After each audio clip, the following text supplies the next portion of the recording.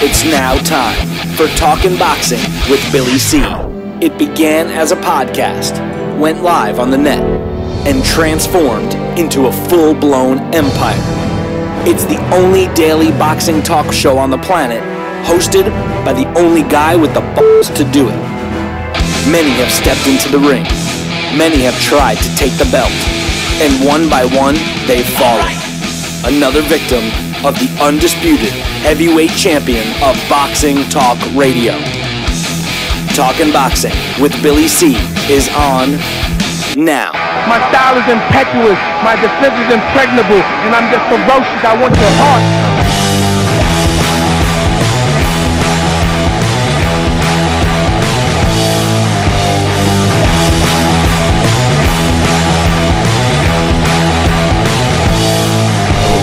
Live from the Billy C studios in Lake George, New York. I'm Bill Calogero, and it's time for the Billy C Show. Good morning, good day, good evening. It's my radio voice. Whatever you listen, whatever you're watching, I hope you're doing okay today. Today's show is being brought to us in part by Sal's Neighborhood Pizzeria and Italian Restaurant, located on St. Simon's Island in Georgia.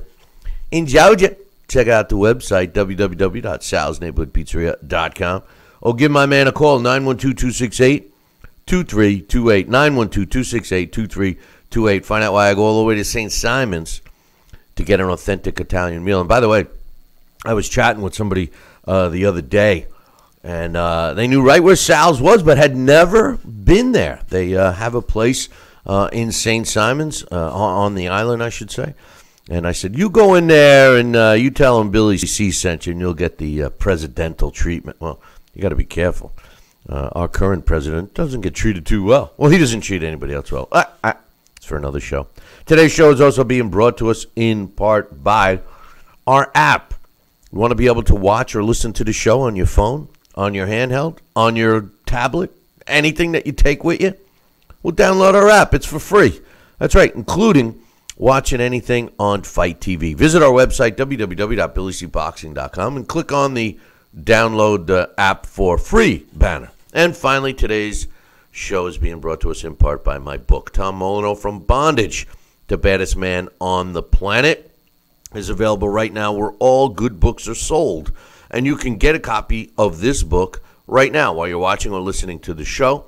Just go to barnesandnoble.com or amazon.com. If you want to get a signed copy, just visit our website, billycboxing.com. The holidays are approaching, so if you want to get more than one copy and give them out as Christmas gifts, which I strongly suggest and recommend, then drop me an email, billy@talkinboxing. That's TALKINBOXING.com, and I'll cut you a deal. Coming up tomorrow, now remember we have a programming note, no show this Thursday. But coming up tomorrow, Boxing Hall of Famer Larry Hazard scheduled to join us. And also our Blast from the Past, which features former world champion Diego Corrales. That's going to be talked about tomorrow with Alex Perpali and myself. So we got a lot of good stuff going on this week. We've got some decent fights, which we'll get into later in the week. That's scheduled for this week and then next week, et cetera, et cetera. But Foist, I wish I had the the circus, the clowns, the clowns, if you will, the jokes, if you will, of boxing. And, I gotta say, after keeping up with the press and following, total ridiculous statements and ridiculous actions, I can't decide who's a bigger joke in today's world of boxing. Is it A, Adrien Broner, who just got a warrant issued for his arrest in Las Vegas, stemming from the when he was on the streets of Vegas and pushed a woman and knocked out some guy when he was in a drunken stupor or whatever the case was? Or is it B, Tyson Fury, who just continues to say stupid stuff like Parker's going to knock out Anthony Joshua. And remember, Tyson Fury, this is the same guy who said McGregor was going to knock out Floyd Mayweather. So who's the bigger joke? Adrien Broner, Tyson Fury? Joining me right now from St. Simon's Island in Georgia is Sal Rocky Senecola. Sal, in your humble opinion, who's the bigger joke, Adrien or Tyson? Ding, ding, ding, ding, ding, ding, ding. Okay. I put them both on that pedestal. I think they should wear two belts as jokesters. I don't know. They're not. Like I said, I wish Tyson Fury would just shut up and get in gym and box if that's what he wants to do, and let his fist do the talking if he can do that. And Adrien Broner, we've had a few episodes of trouble with him, haven't we? And writing letters in prison and all this stuff. And I remember way back when. I think, like I said, if you want to conduct yourself as a fighter and a champion and true credible or true credit to your craft, try and watch what you do outside. Have some credibility, boys. Get some things doing. And anybody else that listens to Tyson Fury and as gambling advice, do not pick his picks. First with Adrien Broner, I don't know if we could find a more recent loser with so much potential in the sport of boxing as Adrien Broner. I am the first to admit and guilty of, in the beginning, being a huge fan of Adrien Broner. I thought that this guy really possessed a lot of boxing skill at the lower weights.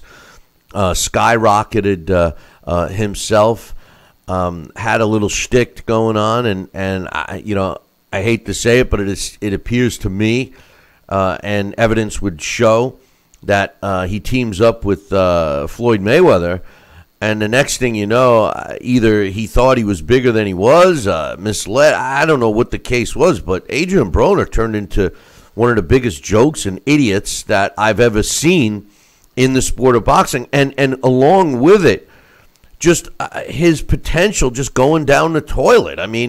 Weight problems, moving up, trouble outside the ring, issues.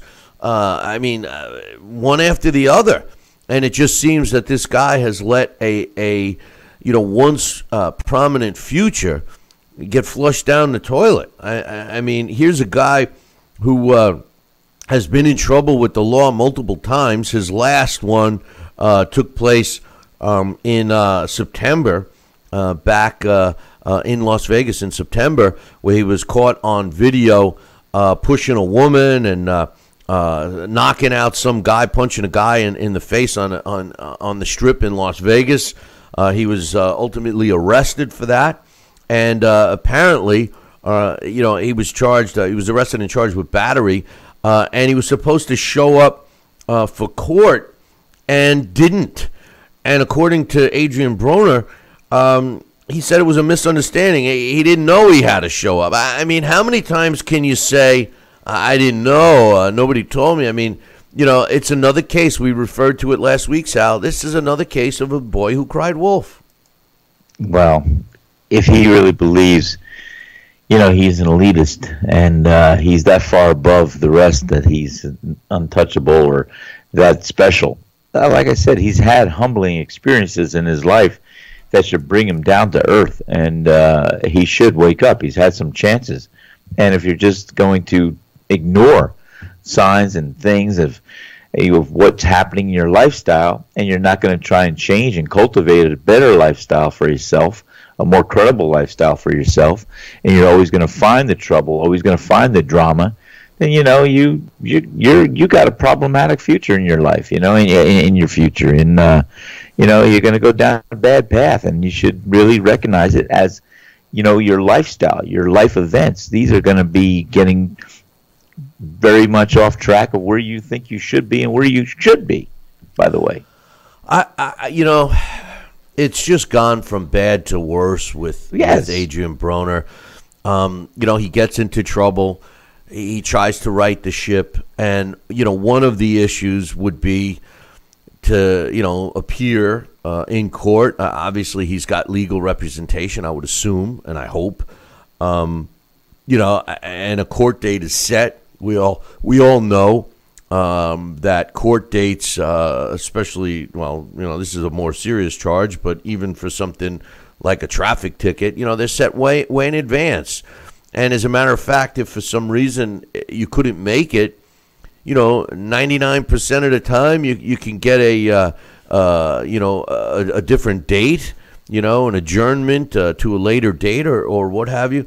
I don't buy that he didn't know about the hearing. I just think what you just said, that this guy actually thinks he's above the rules and regulations and law. I'm always critical of guys that like, for example, I say Deontay Wilder really believes that he's the best heavyweight in the world, which has got its pros and cons. I mean, that's good to have that positivity and confidence, but on the other hand, do you weigh in just reality, having a reality check? And Adrien Broner, if he thinks he's above the rules and regulations, and his actions would imply that, Sal. I mean, he does crazy stuff and gets and just is shocked when he has to be held accountable for it.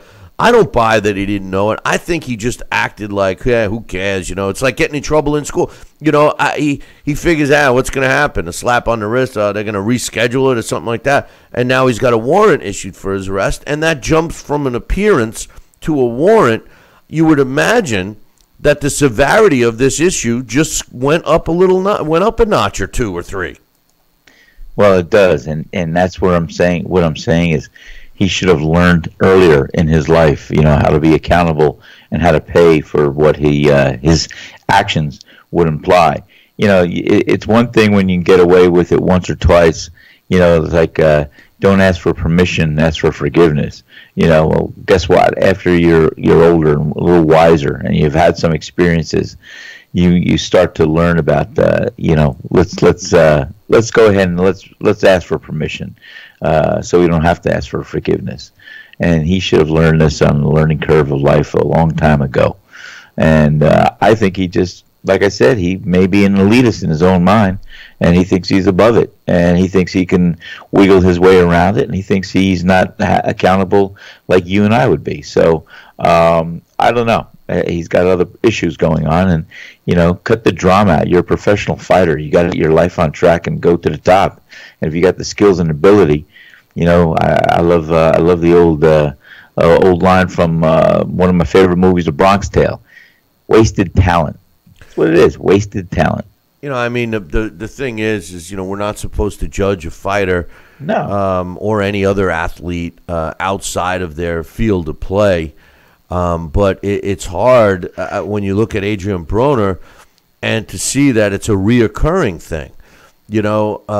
Like you suggest, he had an opportunity to learn from his mistakes and right the ship, and so far he hasn't.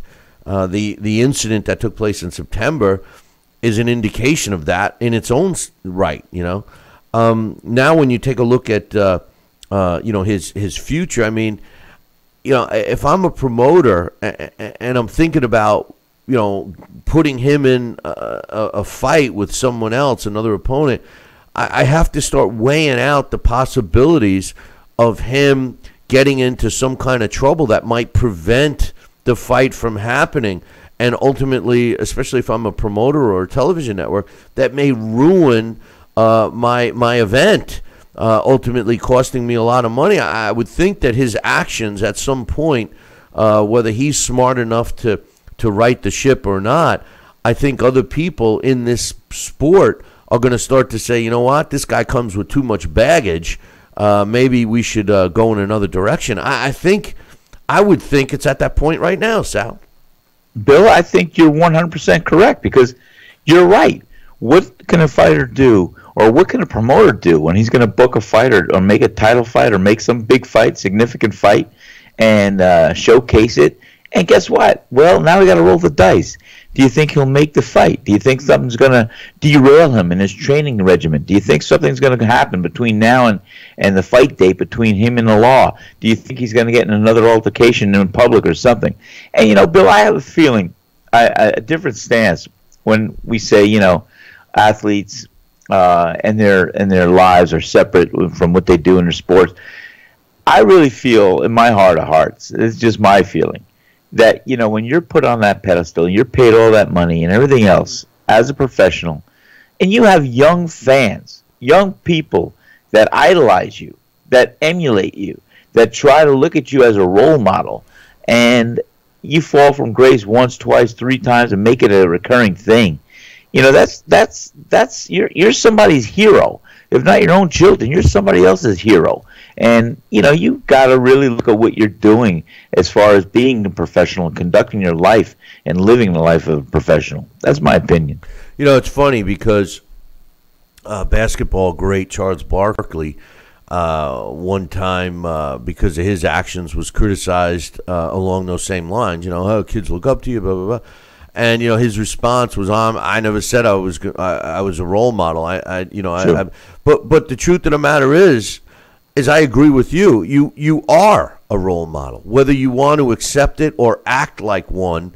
You are, and I think that there could be in Adrien Broner's case, there could be some young aspiring fighters that feel that he's cool. Hey, I want to be like Adrien Broner. I hope there's none, but I mean there could be, and that's a scary thought. That people would want to copy him and emulate him. I could see it inside the ring, and that's why it's hard to put in perspective. I was criticized when Floyd was in all kinds of trouble, and it's documented that he beats women and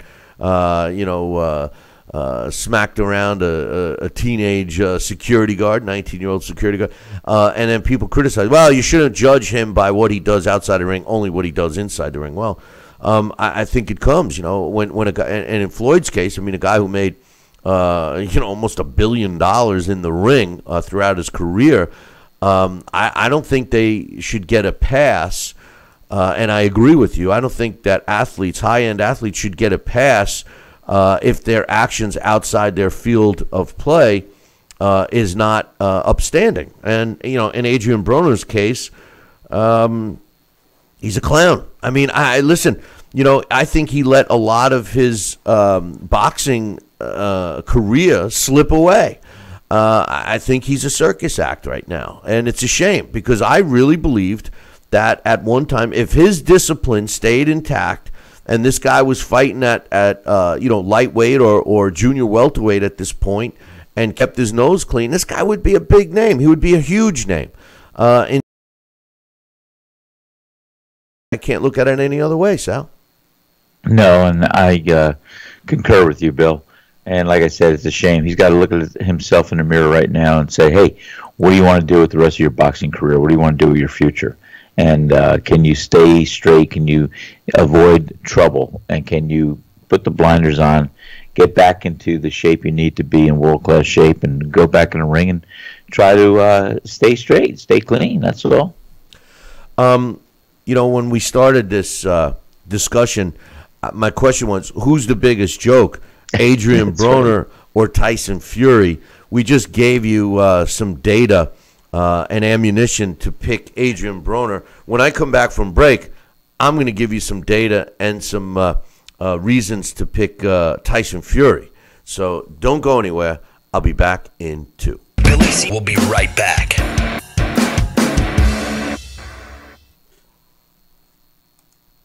Stop living with hair loss, that is. Losing your hair is no fun, and no one wants to be bald, but there is hope. Getting my hair back was the best thing that ever happened to me. I'm happy with the way I look now. I'm very excited about my hair. I feel beautiful. I love my hair. Hair Club offers all proven hair loss solutions backed by our commitment satisfaction guarantee. If you're not 100% satisfied with the solution you choose, Hair Club will apply the purchase price to another proven hair loss solution or transplant more hair at no charge. It was the best thing I've ever done. Call in the next 5 minutes to get your free brochure at no obligation. It will tell you everything you need to know about your hair loss problem, and it's free if you call now. I am more pleased than what I had even imagined. I at least look, I would say, 5 years younger. I'm 52, and I look better now than I did when I was in my 40s. I feel great. And that's not all. The first 100 people who call will also receive $250 off any hair loss solution from Hair Club. Call now. Broken conditioning, $4,400. Failing refrigerator, $2,500. Don't let outrageous repair and replacement bills fees bust your budget. Get the First American Home Warranty Plan. And when a covered appliance or system breaks, we'll repair it or replace it for you. We had a high-end dishwasher, no kaput. They put it in a brand new dishwasher. We have plans that cover air conditioning, most appliances, plus heating, plumbing, electrical systems, and much more. Plans start as low as $25 a month. Why let a major appliance or system breakdown bust your budget or go through the hassle of finding trustworthy service people? Last year alone, we saved our customers over $120 million. Don't wait until something breaks and you're stuck with a huge bill. You save a lot of money. It's absolutely worth it. If you don't have First American warranty, get it. Call 1-800-946-6234 for your free no-obligation quote. This is important news for people who had a hip replacement and then had to have additional surgery as the result of a faulty hip implant or were diagnosed with high levels of metal in the blood, known as metallosis. You may have a right to a cash award and medical expenses. If you have been diagnosed with high levels of metal in your blood or have required more surgery because of hip implant failure, call the law offices of Davis & Crump right now. Our first consultation is free and we don't get paid unless you get paid. Call now. Operators are standing by.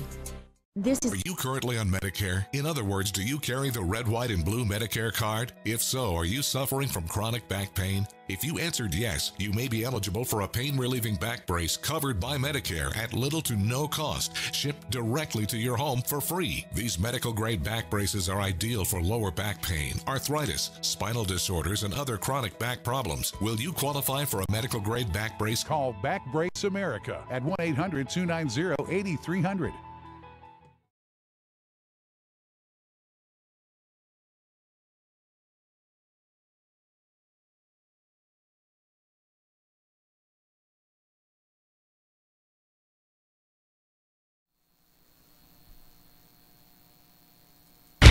Check out BillyCBoxing.com now, or feel the wrath of the mighty mustache.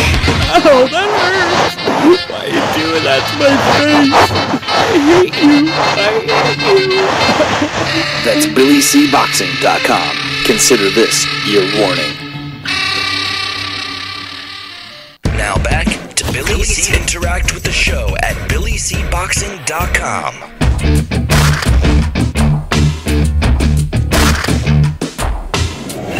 And we're back. You're watching and listening to the Billy C. Show. Glad we could have you here with us. And don't forget, the holidays are right around the season, right around the corner, I should say. We're in holiday season. You know what? Get another book of mine, will you? Well, I'm here with Sal Rocky Senecola, and I lost my whole train of thought. Just buy a box of books. Buy a book, right? But anyway, before we went to break, we were talking about Adrien Broner and him being a joke. Well, now Tyson Fury, he's right up there with Broner. I mean, Tyson Fury, first of all, seemingly had the boxing world by the short ass. I mean, really. He beats Klitschko. He's a linear champ. He's moving along, and then all of a sudden he hits a stumbling block. He gains, 500-600 pounds. He loses his license. He has mental instability issues. One thing after another.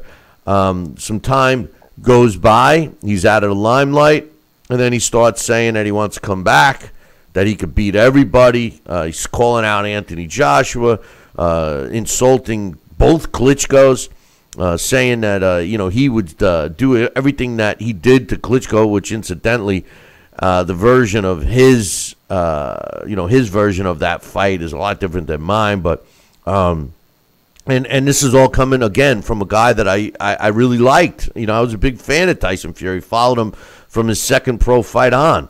But he's just been coming out with some crazy stuff. And, first he gets in the limelight and he predicts and says, bet all your money on McGregor. He's going to knock out Floyd. And we all know how that happened, Sal. You know, we all know what happened in that. Now he seemingly has tied or joined to the hip with Team Joseph Parker, who's been trying to get themselves a fight with Anthony Joshua. And Tyson Fury said that he's going to bet money that if Anthony Joshua has the you-know-whats to get in the ring with Joseph Parker, that Joseph Parker is going to knock him out. Not only beat him, knock him out. Says that Anthony Joshua's chin is suspect. What's your thoughts? Well, you know, we still have questions, yes, about Anthony Joshua, and that's fine. But, you know, to come out and be bold and say and predict, you know, things like that and who's going to fight who, you know, like I said, I don't mind him touting and toting and saying that he's going to do this, he's going to do that, because he's trying to put himself back on a level or in the eyes of the fans again. He's trying to make a statement. But you know, when you say some statements like that, it really your credibility. Like I said, these guys don't worry obviously much about their credibility these days. Well, you know, Sal, just to ask you a couple questions about those statements. First and foremost, I disagree with you 100% about, you know, having basically BSing the media and the fans to position yourself back in the mix. I mean, that's one of my biggest hangups with David Hay, you know, and he's up there as a top joke of the sport too. I mean, you know, since when is it okay to just say, I'm going to do this, I'm going to do that, when I get you in the ring, oh boy, I'm going to do this, and then you do nothing, you know, and then the fans are left holding their you-know-what in their hands, and the truth of the matter is how many times is a fan going to fall for that? Are boxing fans that stupid that they're going to listen to? I disagree. At some point, the guy's got to back up what he says. He's got to be held accountable for his statements, yes, right? Yes, of course. I mean, Bill, that's 100% true. And I think, you know, while they're trying to put themselves in the mix, or if their promoter's not promoting them, and they're trying to promote themselves either properly or incorrect measures or statements, you know, what I'm trying to say is they're getting themselves out there, trying to act like they're significant in some role of getting kind of leverage on their side, or drumming up a base of people touting and agreeing that he needs to get this money, he needs to get this fight. So, you know, he's just trying to stimulate some news. That's all on that level. But yeah, and if his fists do not match or mirror what his words are stating, yeah, then fans are smart enough to have the credibility to know that if a fighter's going to say something and not perform on another level, then, you know, hey, guess what? I'm riding the wrong horse. I'd rather look at a real fighter instead of somebody that's just going to be a hot airbag of words. Well, my official vote, as far as the bigger joke, I got to lean towards Adrien Broner on this one. I mean, Tyson Fury has come out with some outlandish statements. You know, he is as big as a house. I mean, I heard that, you know, he got on a scale just to see how much he weighed the other day, and it said, come on, one of you guys got to get off, you know. But I just think that, you know, he's trying to get himself another payday, you know. But in the large scope of things, they're both pretty much jokes. But I lean towards Adrien Broner. How about you? Yeah, Broner. I mean, what he does and how he conducts himself out of the ring and getting into altercations and fights and other things with the public and stepping outside of the line of the law. Yeah, you really, your credibility's gone down, and so is your marquee value as well, pal. You know, it just resonates. The words that Chicky Ferrara would sit with me at the Blarney Stone and talk about after training. Sal, you have just a few short years of a career. Stay on track, fight, and do what you got to do. Do what a fighter does, and that's it. You know, that's all these guys have to look at. They have a few short years to make or break in their career. and to be something really special or not. And, when you entertain other facets of life, instead of keeping the blinders on, do what you got to do. I'm not saying to live like a monk, but I mean, you got to be careful. And if you push the envelope and it falls off the table, guess what? There it's gone. You got to pick it up. If you can't pick it up and get it right back, forget about it. You're going to get further off the track. And one last question before I take a break. You mentioned that we still have a lot of questions about AJ. I know this is not concerning Adrien Broner or Tyson Fury, but what questions? I think he answered a lot of questions when he fought Klitschko. I mean, the only question is who's better, him or Deontay? And I mean, I don't even think that's a question. We'll see if Deontay ever gets in the ring with him. But I mean, what questions do we have for Anthony Joshua? I mean, he's answered them all. I mean, the guy's getting better and better. And I think he's got a solid chin. He's got heart. He's got determination. What questions in your mind do we still have to answer about AJ? Well, in my mind, I'm not saying he's not capable of answering the questions. I just feel when you answer one question, it may open up another. What's the question? I think I've got to question his endurance over a 12-round fight, and I think I've got a question to see if I know he could take a shot. He did it against Klitschko, but if he gets a guy that could punch and can move around him a little bit, I want to see what happens there. Again, he's had only just 20 fights or 18 fights or whatever, and he's got more experience ahead of him on a plane with some of these guys that could do a little bit both. And I will tell you this, Bill, it concerns me because he's never fought or faced, in my observation, anybody quite like a Deontay Wilder. And I think Deontay Wilder, I'm not going to give a prediction now, but I'm telling you, Deontay Wilder, I think he's going to bring something in the ring that night that is going to be a surprise for Anthony Joshua. Yeah. And if he, it's my opinion. Yeah, I don't know. I first of all, Deontay Wilder is not. You can't even compare him with Klitschko, and Deontay Wilder has looked very good against heavy bags. Everybody looks good against heavy bags. I don't think he's bringing anything that's going to surprise AJ. I do agree that every fighter improves as they move on, but I think that AJ proved a lot in his fight against Klitschko, something we still don't know about Deontay Wilder. He hasn't gotten up off the canvas. He hasn't gone, long in a fight against a real, Class A opponent. Deontay has never fought, even in my mind, a legitimate top 10. He really hasn't. I mean, if you want to, go to top 10s in one sanctioning body, I mean, that's such a BS ranking. I mean, he's never faced a computerized top 10 guy. The two guys he was supposed to face miraculously weren't able to fight him, and then all of a sudden, as soon as the fight goes on, they're both reinstated. So, listen, I agree. No fighter knows it all. And AJ certainly has a lot to learn, and he's got the willingness. Yes, he does. Which I respect. But I think he proved a lot in the Klitschko fight. He proved to us that he's got heart. He proved to us that he does recover from being spent physically. He's got a chin. He's got pop. I mean, he beat the hell out of Klitschko. I mean, Deontay has shown us that he can jab only with one fighter. He's only employed the jab with Stavern. He's shown us that he's got pop against, big guys, not talented guys. But he hasn't shown us the heart. He hasn't shown us the ability to get up off the canvas. He hasn't shown us a lot of stuff. And I'm waiting to see the surprises that you referred to that he's going to bring. When and if, because it still hasn't been made yet. But when and if those two get in the ring. Hey, listen, we're going to take a short break. When we come back, there was a heavyweight fight that took place yesterday in Russia with two, names that should be in the mix. How did it turn out? I'll let you know in about 2.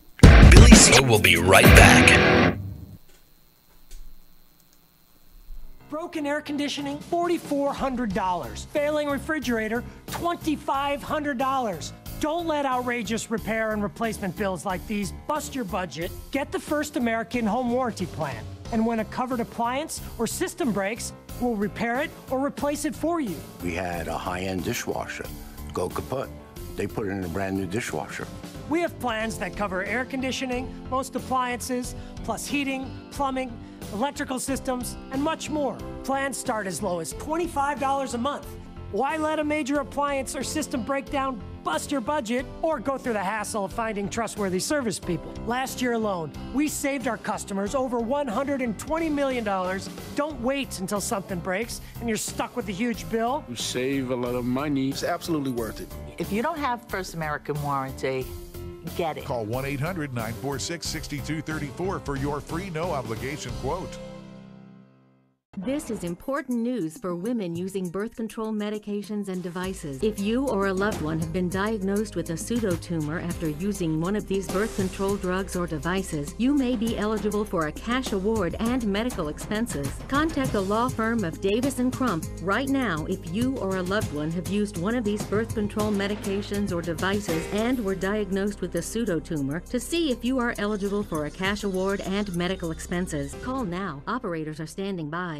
If you or a loved one have had hernia repair surgery with mesh reinforcement and suffered infection, chronic pain, mesh migration, mesh failure, organ damage, or needed additional surgery, call the Rely On Group right now. You may be eligible to receive a cash award and compensation for your medical expenses. Your voice deserves to be heard. Call the Rely On Group to be connected with a personal injury attorney for a free consultation.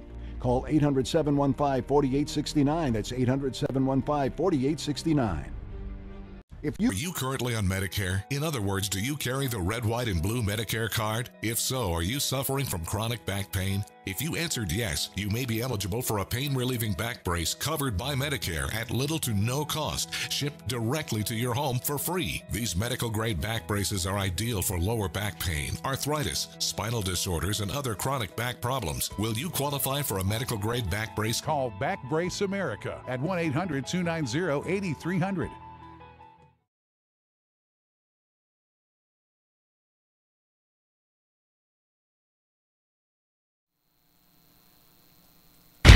Check out BillyCBoxing.com now, or feel the wrath of the mighty mustache. Oh, that hurts! Why are you doing that to my face? I hate you. That's BillyCBoxing.com. Consider this your warning. Now back to Billy C. Interact with the show at BillyCBoxing.com.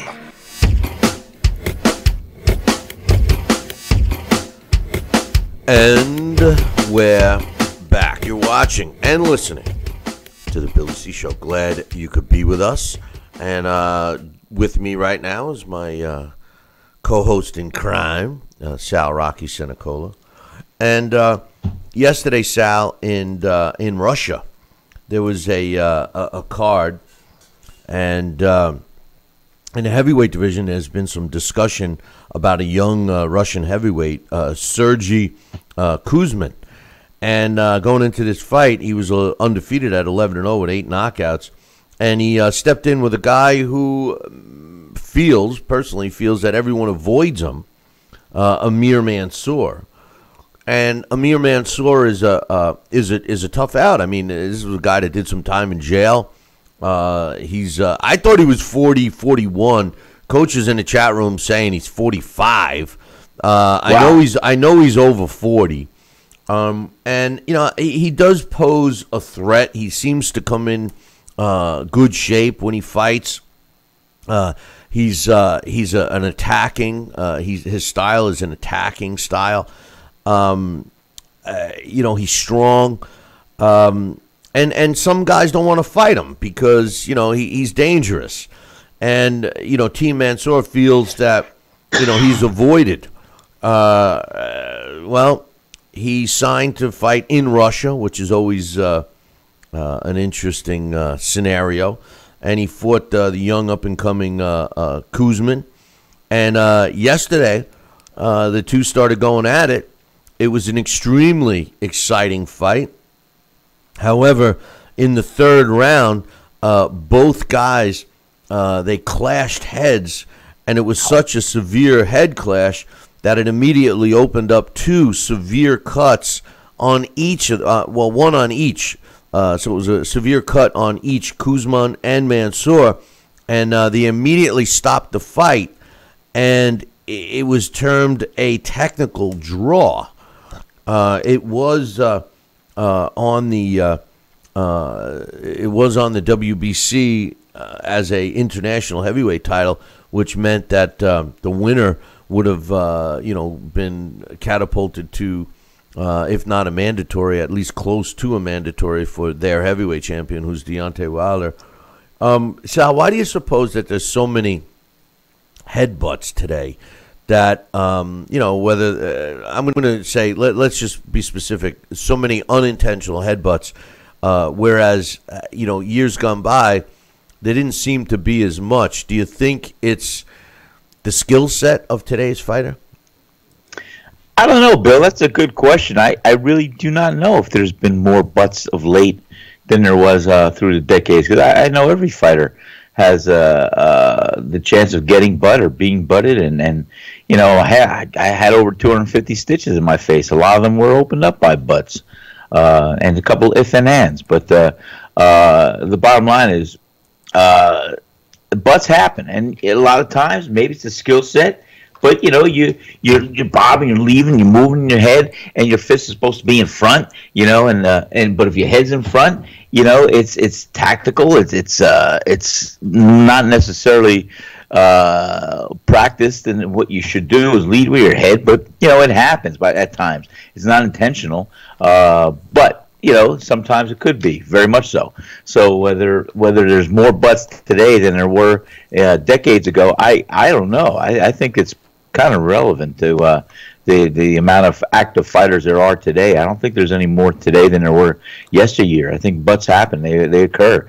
It's part of the variables of boxing. I think there were less yesteryear, and I think some of the reasons why, and I guess that's a padded question because there were more fights and fighters of yesteryear. Well, yeah. But I think that the skill set, I talk about this all the time. In the sport of boxing, it used to be a trade. Guys, and we've talked about this on and off the air, Sal. I mean, guys used to fight 30, 40 fights before they even, were able to be a top 10 guy, let alone get a world title shot. So I think that the education process in the sport of boxing, learning how to fight, learning how to move your head and not go in head first, came with experience. So the end result is when you were fighting in bigger fights against better opponents, there were less head clashes. Today you see guys going in head first. You Yes. virtually see no head movement from a defensive standpoint. You see one of two things today. Either just a brawler going in for the kill, or a guy that's a runner trying to make you think that he's displaying the sweet science. So I think it's just a lack of quality fighters, a lack of teachers. It goes back to the trainers. We don't have that many great trainers anymore. We really don't. But well, we do not, and you're right. And like I said, some of those great trainers that I had the opportunity and honor to work with, they would show me things, and I'd adopt them to become mine. And if I was appreciative or grateful, like I said all the time, and I've mentioned it here several times, they would say, "You're welcome. Just do me a favor. Pass that on one day to a young fighter that's worthy of it." Because they knew that the art and the skill of boxing could be a dying thing in the future. So they wanted to have their input, their legacy of what they could do, who showed them this. Well, Don Turner showed me this, or Richie Giacchetti showed me that, or Ali Stoltz. It's amazing. Some of the old school moves are just common sense of what you implement, and for all practical purposes that really work. And I remember each and every one of those great trainers that taught me something uniquely different, or showed me, or introduced me. And I don't see that as much today. Just a side note here, HBO announced a couple of good fights that are taking place at the end of January. Lucas Matisse returns to the ring. He'll be taking on Jorge Linares. I'm sorry. They're both going to be headlining. It's a co-main event. Lucas Matisse will be taking on Tiwa Kiram, who's 38-0 with 28 knockouts, and they'll be fighting for that old WBA regular welterweight title. And then Linares is going to be making a WBA lightweight title defense against Mercito Gesta. And that's a tough fight, man. I like that fight. I got to be honest, I don't know much about Kiram, Tiwa Kiram, but like what we see a lot on these cable networks is guys with impressive-looking records that you never heard of. And that just goes to show you that the powers that be really don't know the sport of boxing. They're just looking for and banking on the lack of knowledge from the fan base. I like watching Linares, and Matisse has seen better days. So it's going to be interesting to see the approach that HBO makes in 2018 to try and catch up with Showtime, because, I mean, clearly Showtime has taken the lead between those two networks. A lot's been talked about a potential fight between,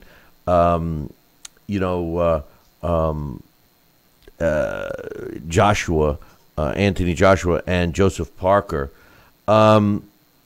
And Joseph Parker was demanding, a huge split. I mean, first he wanted a 50-50. Then he said they would accept 40%. Then they said they would accept 35%. And they're talking about the percentage of overall overall net profits, which, we've discussed on this show where Anthony Joshua could fight me or Sal and make $20 million. So, I mean, nobody knows who Joseph Parker is. So I don't think it's realistic. Eddie Hearn, who's the promoter, said it's not happening.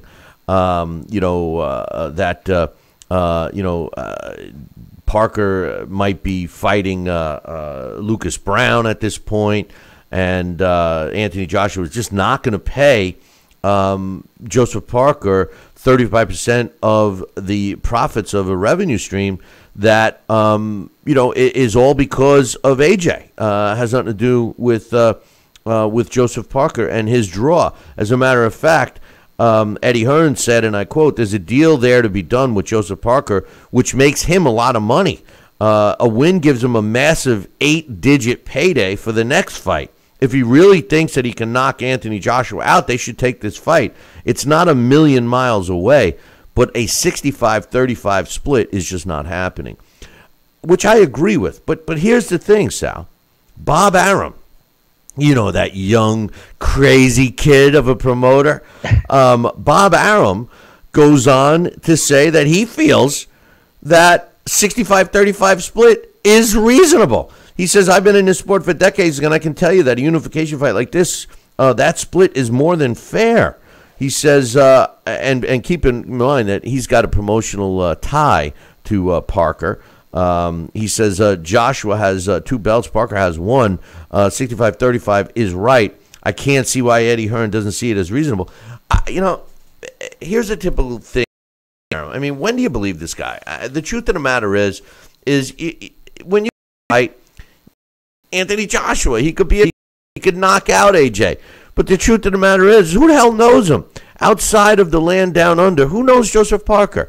I agree with Eddie Hearn. Joseph Parker is in a position to make a name for himself. And I got news for you. Even if he loses and goes the distance with AJ or drops AJ or does something, memorable in the fight, his stock goes up. Joseph Parker's in a win-win situation to fight Anthony Joshua. By holding out does nothing for him. Nothing.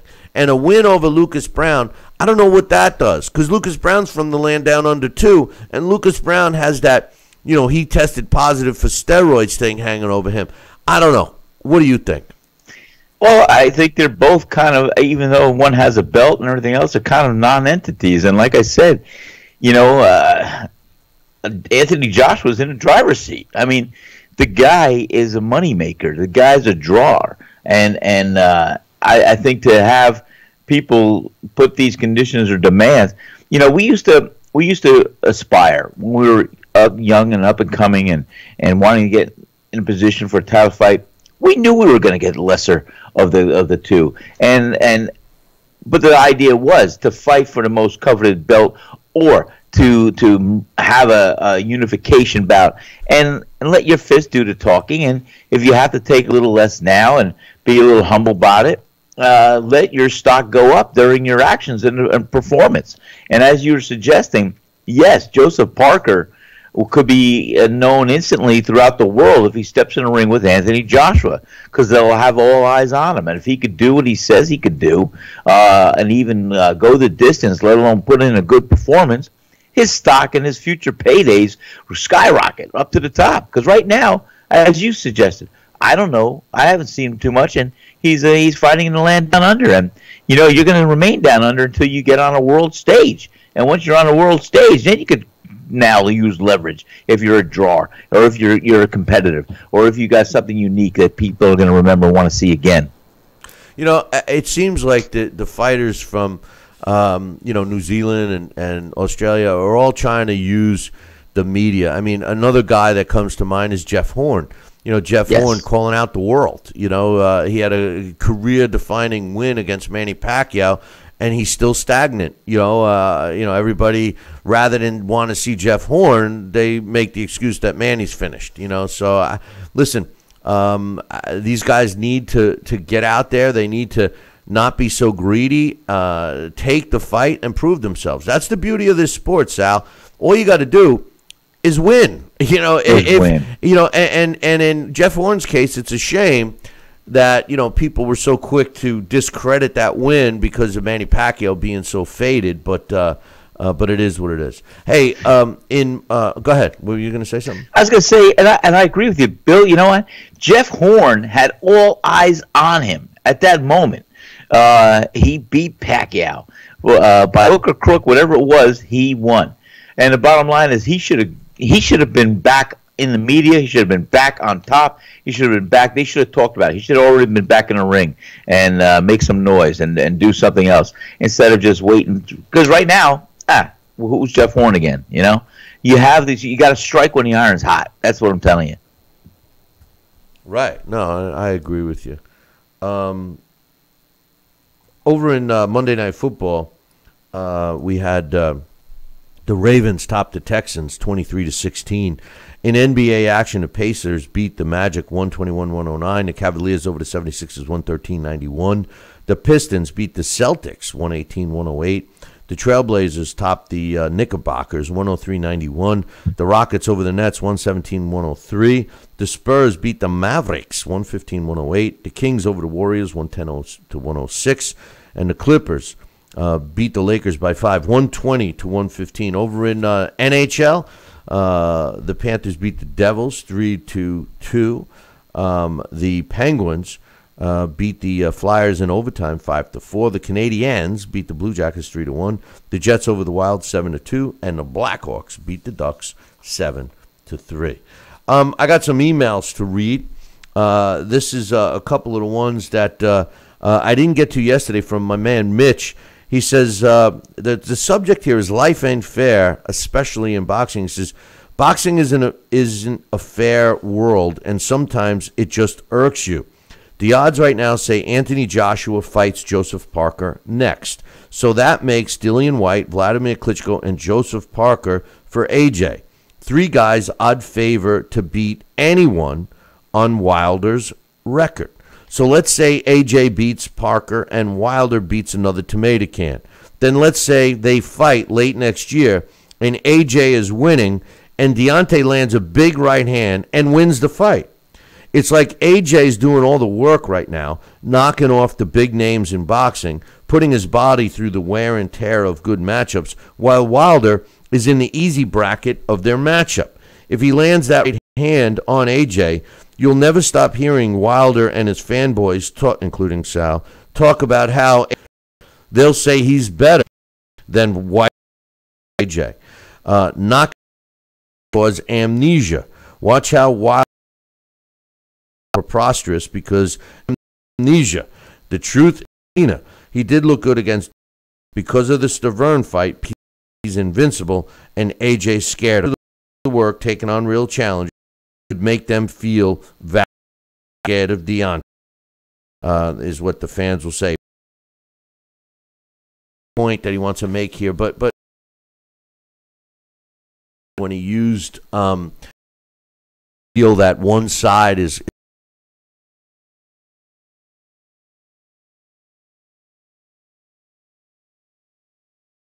opinion, they're not even close to the level of opposition that the two guys have faced. But at the end of the day, Al, if Wild AJ and then all is a right hand that knocks AJ out cold, he's going to deserve the credit. What's your thoughts? Bill, and I've kind of hinted with coming out and just saying it. That's Mitch or Willie. You know, I looked at that scenario, that name, and the way he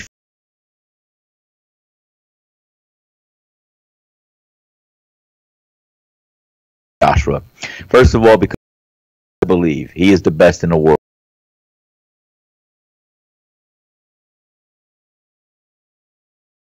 With his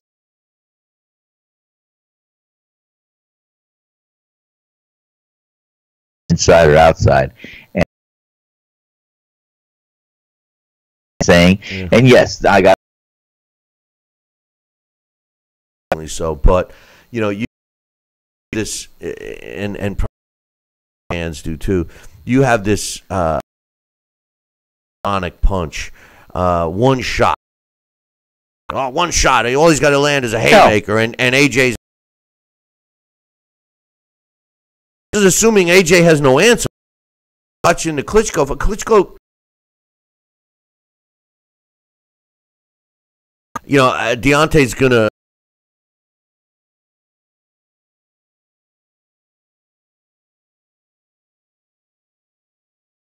It's hard to keep talking about this because we're all, you know, assuming, and the truth of the matter of AJ is going to be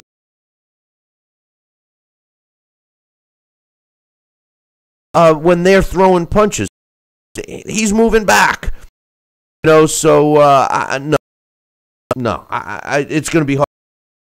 But I do agree. He did land, and I'm talking about. More valuable to Deontay.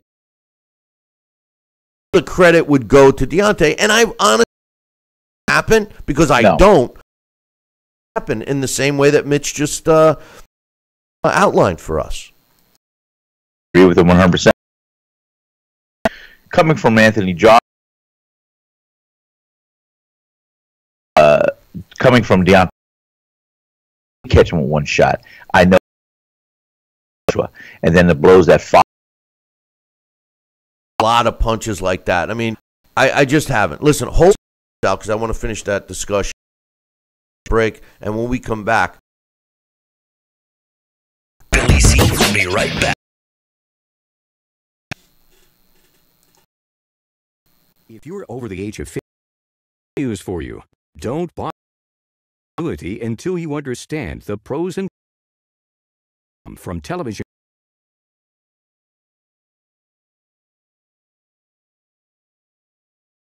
Strategies in simple terms. Grab a pen right now. We are about to offer you this blocks the 5 little known secrets we believe baby boomers know before buying an annuity.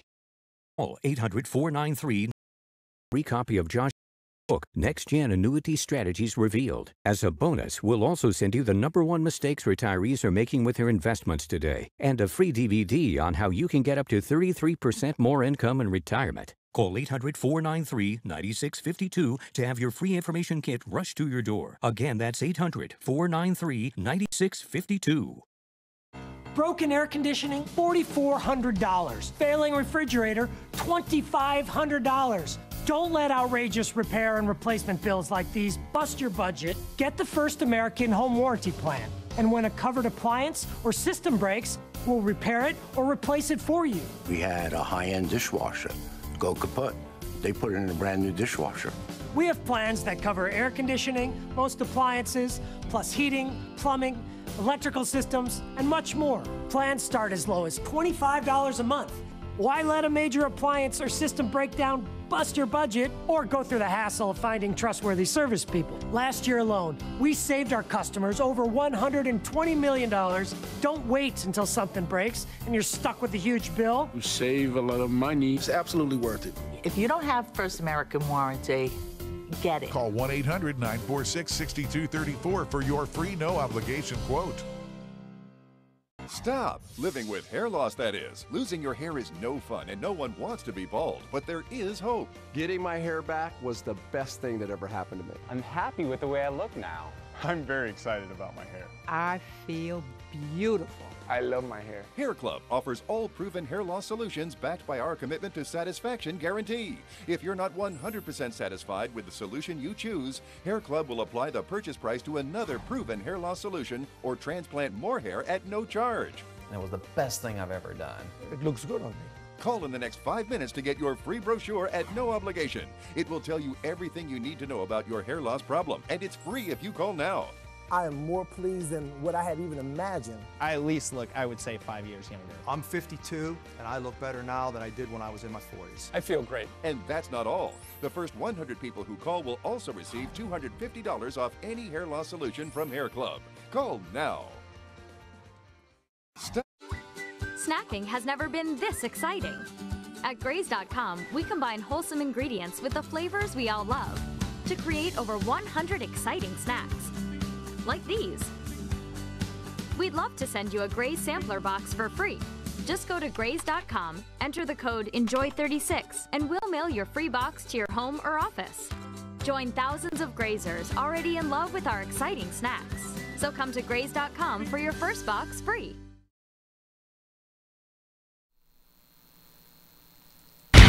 Check out BillyCBoxing.com now, or feel the wrath of the mighty mustache. Oh, that hurts! Why are you doing that to my face? I hate you! That's BillyCBoxing.com. Consider this your warning. Now back to Billy C. Interact with the show at BillyCBoxing.com.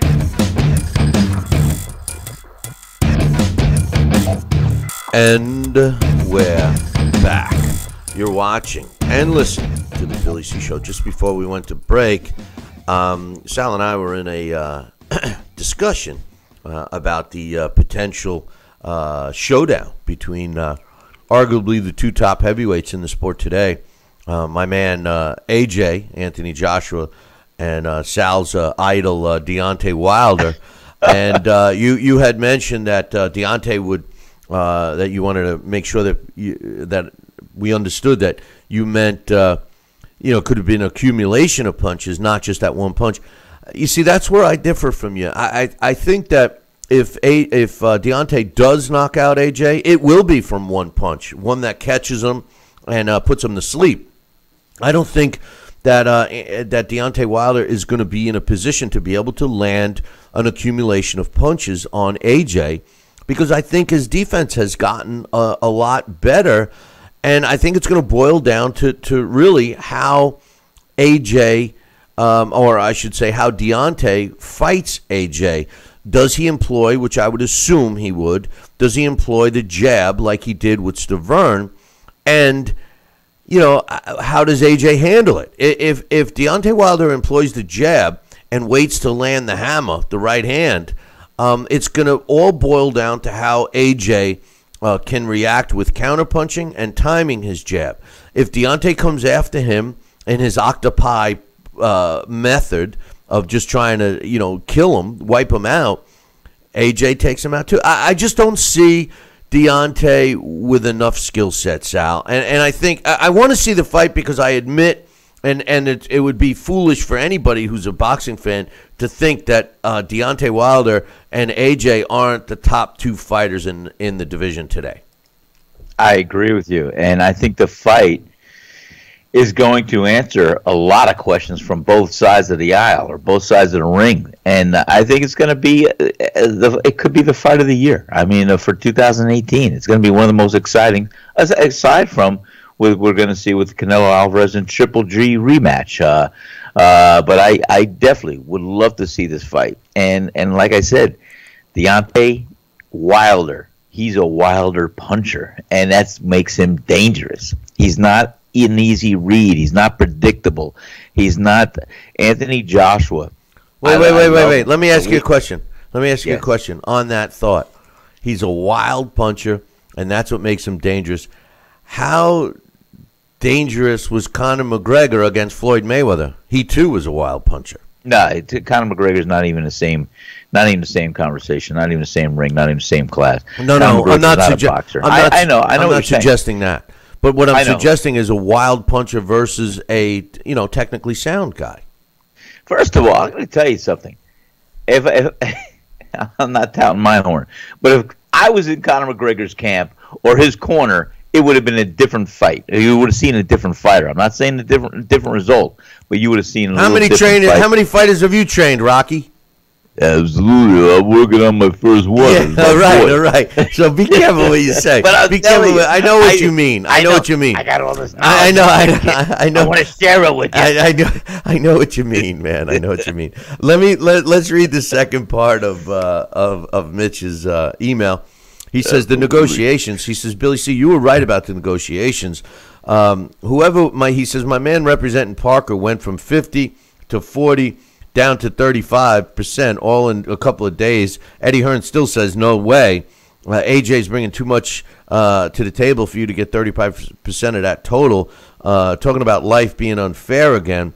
If I'm pulling in like 20, 25 million and your biggest payday is $2 million, then you're not getting 35%. Listen, when your boy Money used to talk about winning the Mayweather sweepstakes, it truly wasn't a sweepstakes for some guys. Like when he fought Maidana, in the first fight, Marcos got $1.5 million. That wasn't much more than he got for Broner. So it's okay for Money Mayweather to lowball people like Marcos. $32 million is what Marcos was asking, and he ended up taking 1.5. Guerrero was asking for 32. He took 3. But it's not okay for AJ to do the same. He says that's $32 million was just a guarantee. So now the fanboys will call AJ a chicken if the negotiations fall through, or they'll say he's too difficult to deal with. It's amazing what a press release will do to sway weak minds. I'm with Eddie Hearn. I'm with you. Forget the percentage. Offer flat rates to the opponents and make the offer a little bit better than fair, and they can take it or leave it. A cash cow is a cash cow. Don't change the rules for this kid when you weren't critical of others in the past. I can't disagree. Since I agree with it, since I've said it all myself, I can't agree. I can't disagree with anything in that email. And I think that Floyd Mayweather is a really good example to use here, not with his thing about Marcos. And I do say that, fighters that fought Floyd, they hit a lottery, so to speak, because they knew that they were going to make a huge payday. But at the end of the day, Floyd was the draw. In AJ's case, especially in England, he's the draw. Deontay Wilder, some could try to make the argument that he's the draw in the United States, has never made $2 million. So, I mean, again, we're going to be faced with the same type of negotiation tactics when those two fight. The big difference between Deontay and Joseph Parker is that Deontay does have some clout. He is the WBC heavyweight champ. He does have a large following in the U.S., so he does bring something to the table. And, I think that that's going to net him somewhere between their offer of $7 million plus the U.S. TV rights. I think that that's more money than Deontay Wilder would make unless he beat Anthony Joshua. Same thing with Joseph Parker. If they take the fight, they put a rematch clause in it, they beat him, the second fight, they're going to make tons more money. I don't know, Sal. I mean... my thoughts, Bill. Well, the sad thing is that it paints the illusion that these opponents don't have much faith in themselves. They're trying to cash out with the one fight, right? You know what I would say, Bill? I would make it like I said. If I got into promoting, I'll get into training. You know what? Give me my 10% if I help you win. If you don't win, I don't want nothing. But the bottom line is this: why do they call it prize fighting? That's my old saying. You know what? Let it be a 60-40 split or a 70-30 or a 65-35, and let these guys get in a ring and let the winner. Give them the incentive. It's a prize. You're fighting for a prize. And you win that prize, then you get the biggest cut of the purse. If you don't, boom. But you have a rematch clause. I'm telling you, that's the way it should be. It's not. It never will be. But that's what they used to do, and that's the prize fighting entity of a variable of boxing. It's the incentive.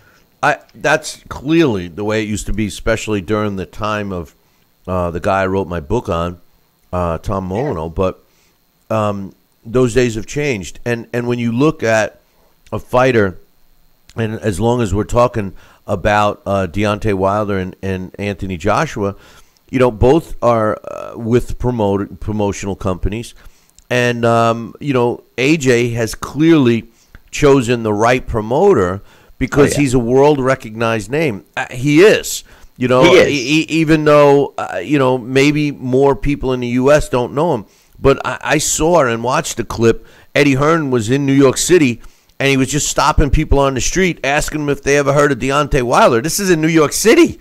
You know, Deontay, you know, claims that his adopted home, aside from where he's from in Alabama, you know, is Brooklyn. And, you know, people didn't know who he was. They thought he was a basketball player or a football player. You know, they had no idea. And this is in New York, you know, so. It's like the man on the street interview. Yeah, you know, and I mean, it just goes to show you. Now, I mean, that's also indicative of how, you know, unpopular the sport of boxing is today with the masses. But still, you know, in today's landscape of the sport, a promoter invests a lot of money in a fighter to get recognition, et cetera, that has to be worth something. So the, you know, winner-take-all mentality doesn't work, although I would like it, you know, and just like Eddie Hearn said, hey, if you're that confident, fight him, knock him out. You'll be making tons of money in the next fight. And like I said earlier, Sal, all these guys got to do, and this includes Deontay, if they fight Anthony Joshua and they lose, all they got to do is perform well, and their next payday is going to be bigger than the one they just got in losing.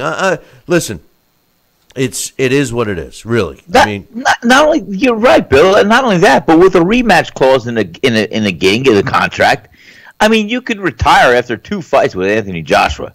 I mean, if you had to, if you wanted to.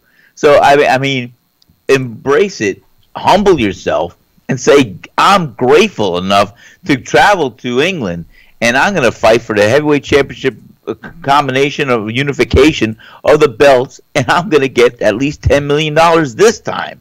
And if there is a rematch, then I'm going to get more next time and bring it to the States. But, hey, the bottom line is we've got to get 2 fighters in the ring, and they got to start to dance. And what's the most money? What's the best way to do it? You got it right there in England. Just remember, Sal, they can dance if they want to leave this way. But listen, they can dance if you want. The truth of the matter is Deontay Wilder fights AJ. Deontay Wilder beats AJ. Deontay Wilder becomes the man in the driver's seat. End of story. End of story. I mean, you know, you want to be the driver, you know, knock the other guy out. Right now, you know, in my opinion, Anthony Joshua's in the driver's seat. He's a better fighter. He's more known. And he has more belts, you know. So yeah, Joseph Parker's in the back seat, and Deontay Wilder is riding shotgun. Well, exactly. I mean, Deontay Wilder, I think, is a notch below AJ in terms of drawing power, but he's in the front seat. You know, he's in the front part of the car. You know, Joseph Parker's you know, running behind him like Fred Flintstone with a flat tire. You know, I mean, you know, Joseph Parker's the odd guy looking in. He needs to, and even if he beats Lucas Brown or beats you know, a guy who's got a regular title like the Manuel Char and Frezequenda winner when that nail biter happens, it still doesn't matter. But anyway, I got some another couple of emails here.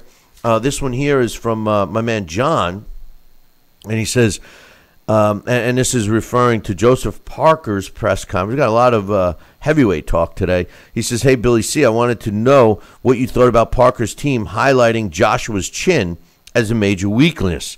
I personally think that his chin is okay as he got up from a Vladimir right hand. I also think that in heavyweight boxing, the criteria for a good beard needs to be different from the lighter weights as they hit so much harder at heavyweight. In my opinion, the two heavyweights with the best chins historically are Evander the Real Deal Holyfield and the greatest himself, Muhammad Ali. Both of these guys he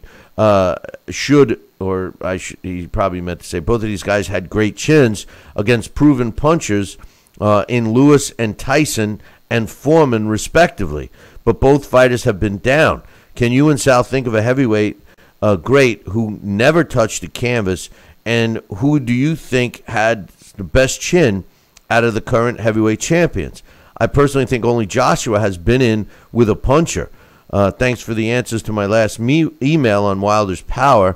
I liked Sal's analogy comparing him to the Hitman. I wonder if Wilder will be shown to have the same flaws as the great Tommy Hearns did. Also, I am sure we can all hope that Joshua versus Wilder will be as entertaining as Hagler Hearns was when it finally comes. Keep up the great work. Thanks for the email, John. And that's a good question. You know, I've always thought that Evander Holyfield had the best recovery powers that I've ever witnessed in the sport of boxing. Now, back in the day, prior to the famous long count between Jack Dempsey and Gene Tunney, a fighter was able to knock a fighter down and stand over him, and then as soon as he got to his feet, pound him again. You know, and these guys would get up and continue. So, I mean, there was a display of chin. Just to, if you managed to get up and survive, considering you were in some trouble when you went down, and a guy's hoovering over you. But in today's basis of the way the rules are today and over the last couple of decades, I would have to agree that Holyfield and Ali clearly proved that they had some great chins.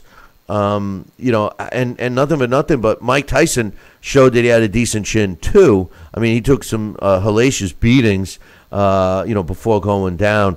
But Evander Holyfield and Ali, who obviously was in there with the best heavyweights that people can really put in perspective. I mean, the Ali era really showcased what we look at as the best heavyweights ever.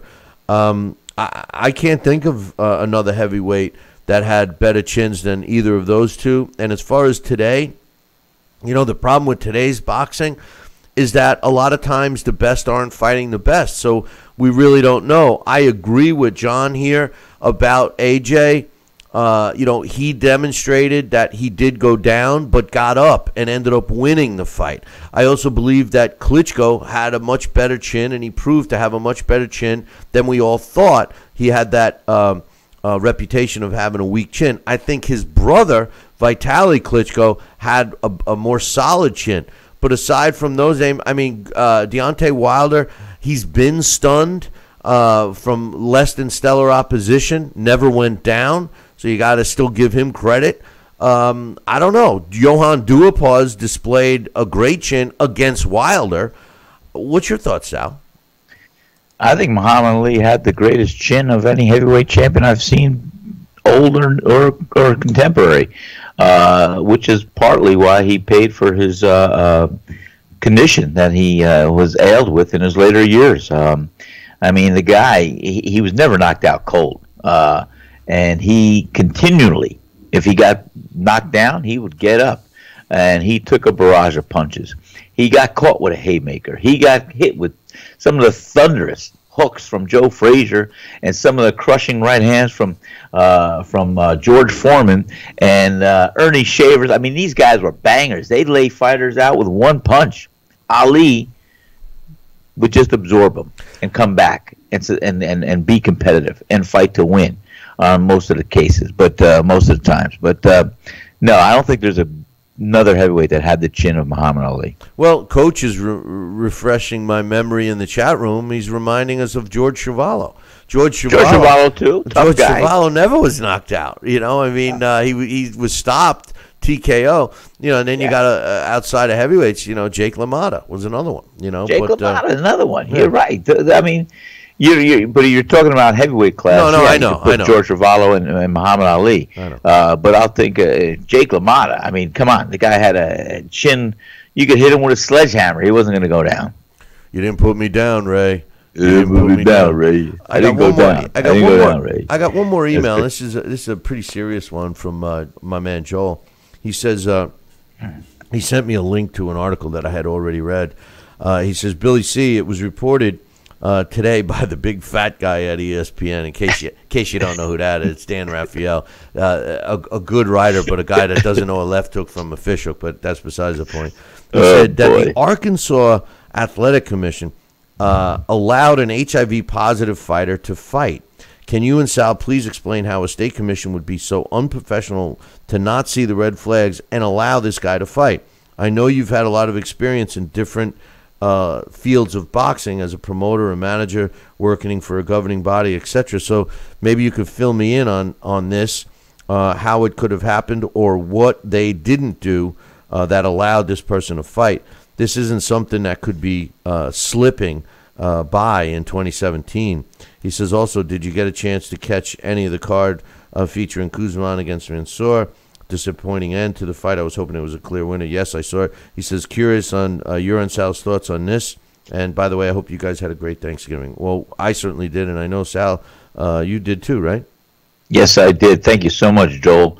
Always, buddy. Yeah. Now as far as this HIV situation, this has been reported by Mike Mazzulli. He's the head of the ABC Boxing organization.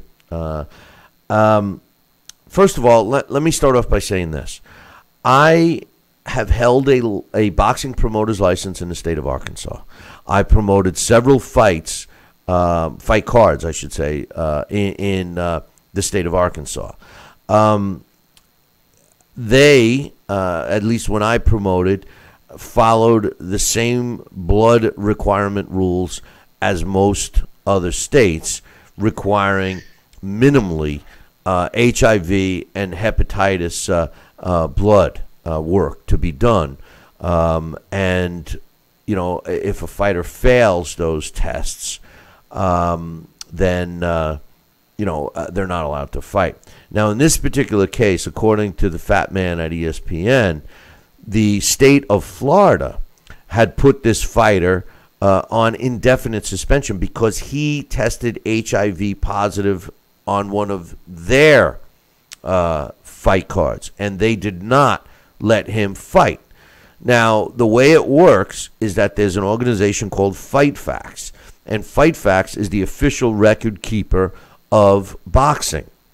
So when you are ready to put a fight on, you submit your proposed bout, fighter A versus fighter B, to the controlling commission, and this is in the States, and with that, you are required as a promoter to purchase the fight faxes of both fighters and submit them to the commission.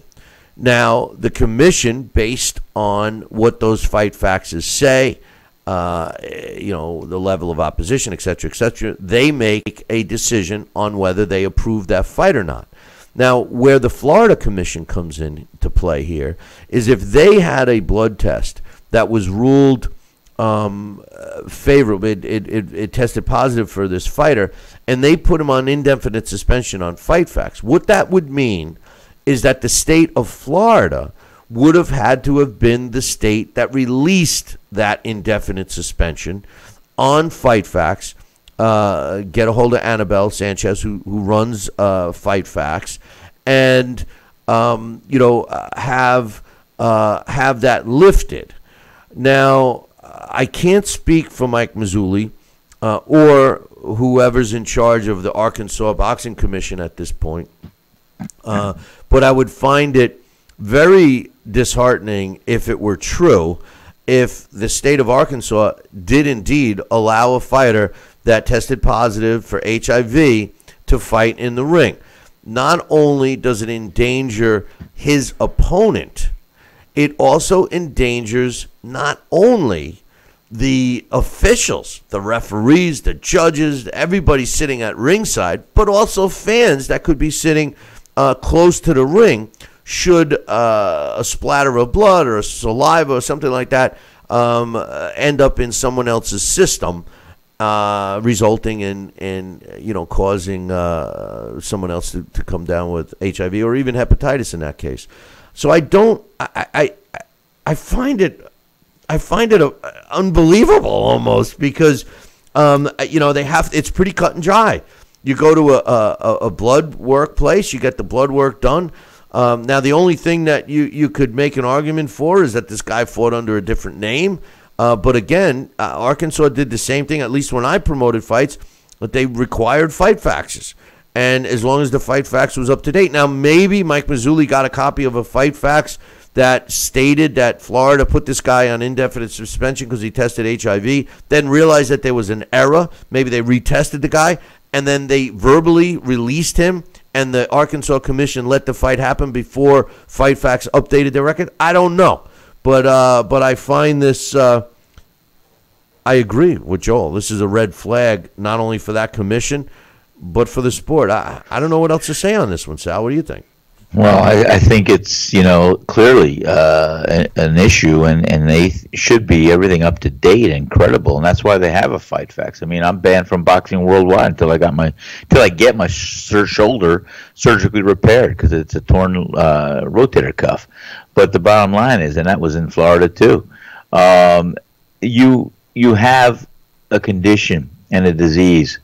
Whether it is hepatitis C or whatever, or HIV, and yeah, it's hard to understand how anybody could allow a fight to take place when there's so many things that could go wrong, or so many people that could get affected in a sense, and it's hard. I mean, wasn't there, did Tommy Morrison try to get that reversed, or try to get a fight passed one day or something like that, or somebody I think in the 90s tried to fight and got a license, got a commissioner to pass or something.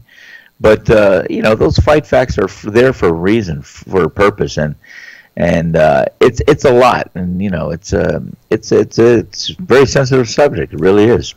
Well, here's the thing. First of all, Tommy Morrison refused to undergo blood tests, and yes, he did indeed fight after that in a fight. I believe it was in the state of Wyoming. Let him fight. Yeah. But here's the thing, and this is something Larry Hazard talks about all the time. The ABC Boxing Commission or whatever, they're not. It's a voluntary group to be part of. All of the commissions in the United States, they had hoped would be part of it, and that the ABC would be this governing body that really doesn't do anything.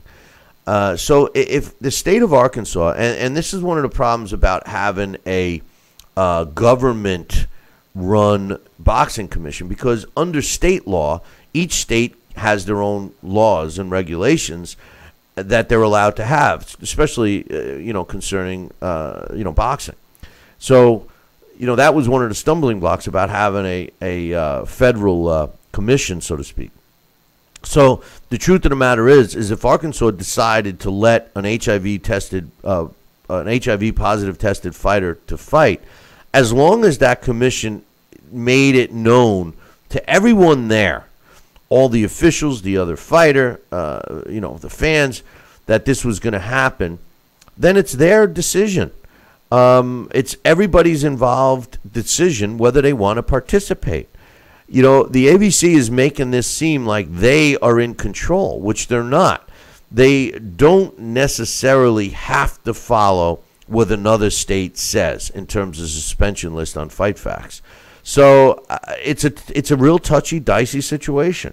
It is. It's very dicey. Yeah, I think that if it turns out to be true, and if it is true that the state of Arkansas is going to lose a lot of credibility But then again, they may gain a lot of fights that features fighters that can't fight anywhere else because of medical reasons. So I don't know. It's a tough one. Hey, one thing I wanted to add here real quick as we are going to forego our last break is the WBO. If you recall, the former flyweight champion for the WBO, Zhao Shiming, got knocked out in his last fight, and they had picked a guy that they were supposed to. His name was Sho Kimura, that they were just going to go in and beat up in front of his hometown, and Kimura had different ideas because he knocked out Shiming. And they immediately approached the WBO to order a rematch for this fight, since there was no rematch clause or anything. I mean, they took this opponent extremely lightly. And it was announced last week that the WBO Grievance Committee had come up with a decision that they rejected an immediate rematch between now current flyweight champion Sho Kimura against the former champ Zhao Shiming. They are requiring Shiming to go and fight someone else and earn a shot just like everyone else. So, although we've been critical, or especially myself, I've been critical of the WBO in the past. At one time I thought they were real good, but they've been doing some crazy stuff lately. I do applaud them for making Shiming get back in line.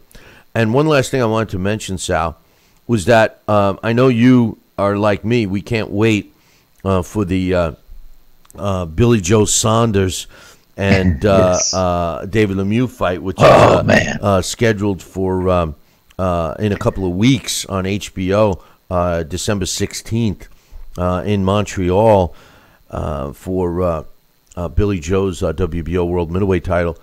They added another fight in the same division, which is a really good matchup, man. And I hope they show it on HBO. As a matter of fact, I know that it's now being named the co-main event.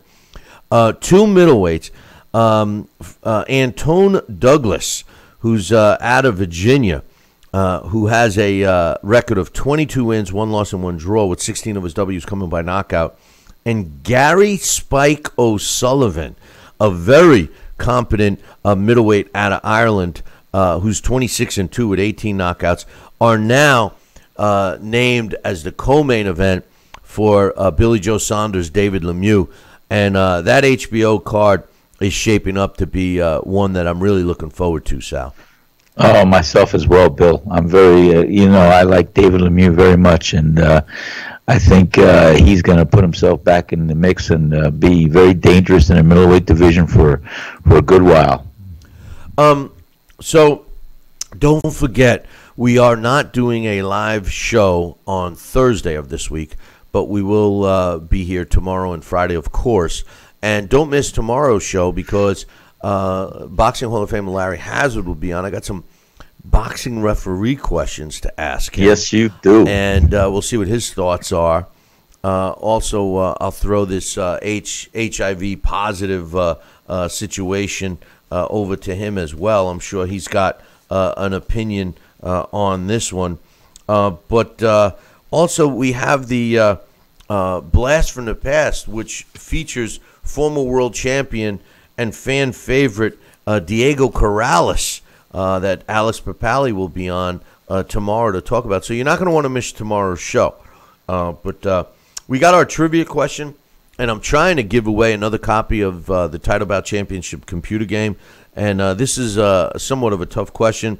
The question is, name the boxer who fought the most fights from the start of his career before being defeated by a stoppage. And this is either TKO or knockout.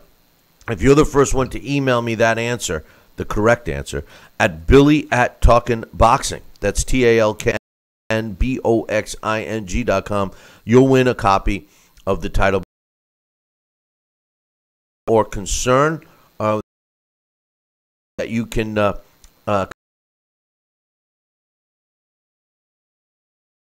address Billy@Talk.